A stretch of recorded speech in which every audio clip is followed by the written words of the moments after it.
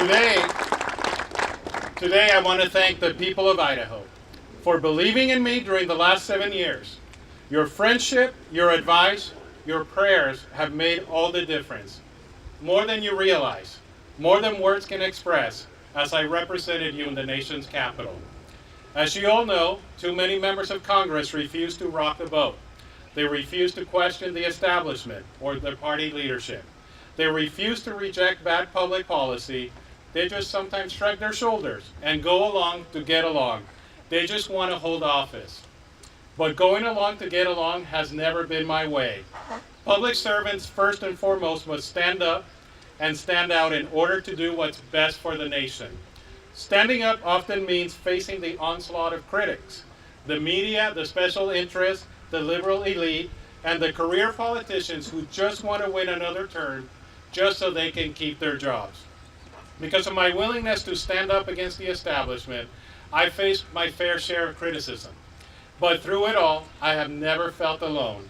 I have always had the comfort of knowing that standing with me through thick and thin were people like you, the people of Idaho. Thank you.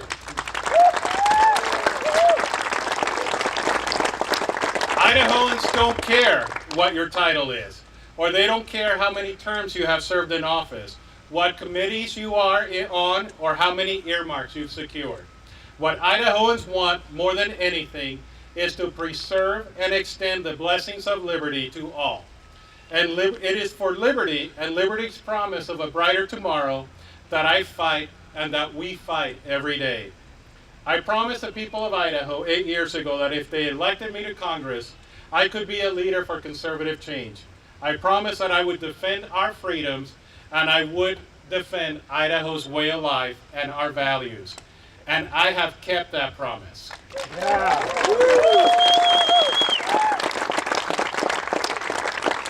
Serving the people of Idaho in the legislature and in Congress has been the blessing of a lifetime. Thank you for giving me this opportunity. My friends, because of our commitment to freedom and to individualism, Idaho remains a great place to live, to work, to play, and to raise a family. But unfortunately, other states are quickly gaining on us. Some, in fact, have already passed us. When I speak to some of our state's politicians that Idahoans expect more, that Idahoans deserve more, they tell me that we're doing okay and that things are good enough. I'm here to tell you that okay and good enough is not what Idahoans will expect. Yeah. We deserve more, we expect more, and we are willing to fight for more. We have a once-in-a-lifetime, once-in-a-generation opportunity to propel the state forward, a once-in-a-generation opportunity to lead and to achieve the results that can only be reached through the application of conservative principles. That's why today it is my honor and my pleasure to announce my candidacy for governor of this great state of Idaho.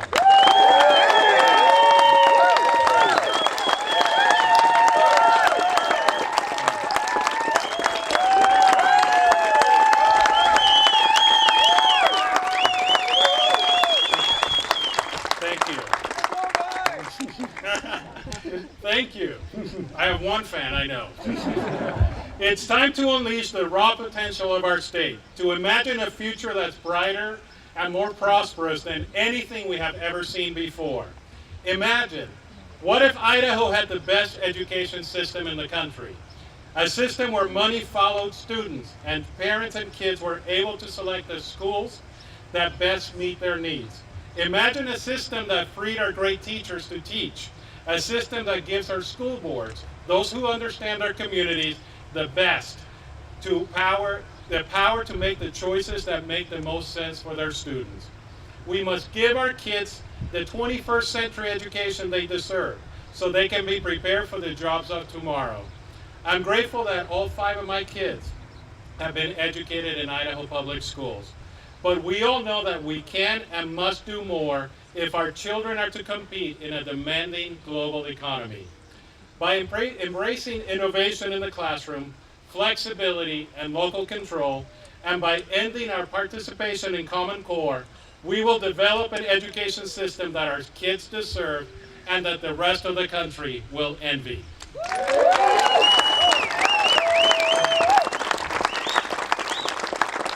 But that's not all. Right now, Idaho has the highest tax rates of all of our neighboring states. That has a real impact on real people in our state, people who are struggling to make ends meet. A person working full-time today, earning minimum wage, pays the same tax rates as the state's wealthiest and can take advantage of very few loopholes. Why is that? How can that be possible in a state that values conservatism? It's because we have a tax code riddled with carve-outs for special interests.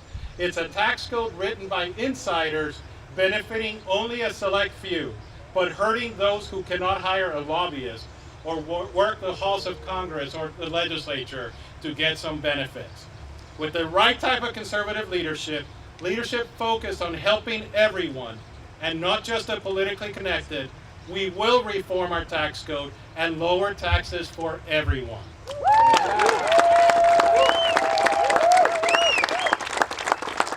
We will stop picking winners and losers, and we will allow all Idahoans to truly keep more of what they earn. We must also do more to get government out of the way. As your governor, I commit to you that I will eliminate regulatory barriers and bureaucracies that keep Idahoans from fulfilling their potential and embarking on the path toward greatest prosperity. I'm grateful, really grateful, to start this journey to become the next governor of Idaho with the person who first introduced me to this amazing state.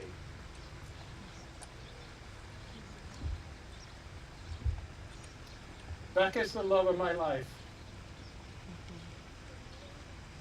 A proud daughter of Idaho, she captured my heart and showed me that Idaho was the place to call home. The place to start and raise a family, to begin a business, and to build a life. Idaho is our home. I am thankful to have Becca and our children here today. Michael and his wife Rachel, Katerina, Josh, Diego, and Rafael. You mean everything to me, and I would not be here if it were not for your love and your support. Thank you.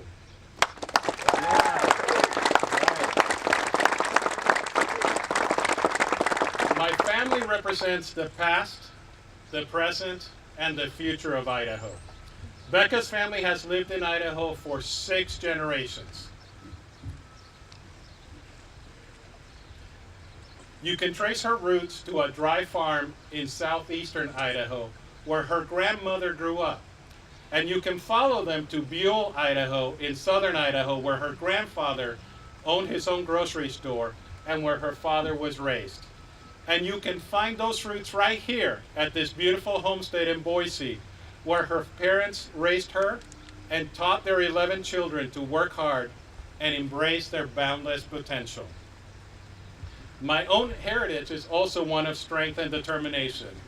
As many of you know, I was born in Puerto Rico to a single mother, a wonderful, amazing mother, a wonderful woman named Ana Pastor, who I wish more than anything could be with us today. She was strong, and she was smart, and she was brave. And she taught me to dream big. She taught me to believe in myself. She taught me the value of hard work, of honesty, of education, of loyalty. There were more than a few times that my mom wasn't sure how she was going to put food on the table. Yes, you could say that we were poor, but I never knew it because my mother never complained and she never settled. Even though we weren't always sure what the future would bring, she always believed that hard work and determination could make all the difference in the world. I was blessed to be raised by her. To quote from Abraham Lincoln, "All that I am or ever hope to be, I owe to my angel mother."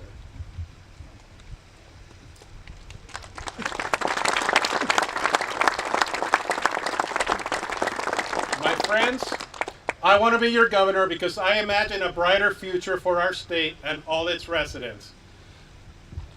I want to strengthen our state's most critical resources, our families, our homes, our communities, our businesses, and our schools.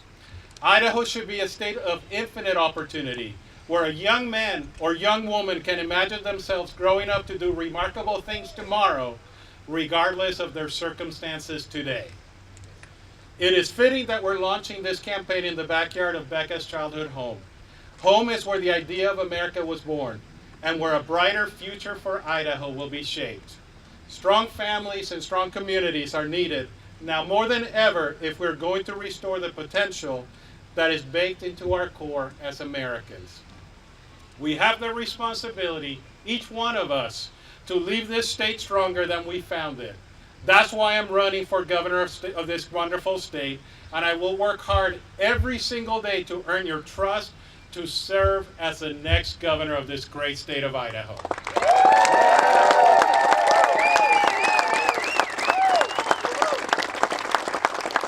But I can't do this alone. I can't do it alone. I'm asking you to once again join me.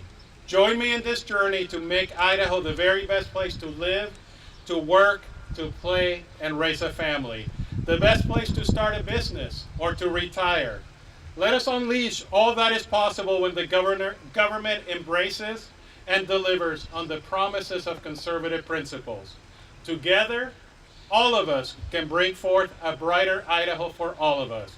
May God bless you, and may God bless the state of Idaho. Thank you.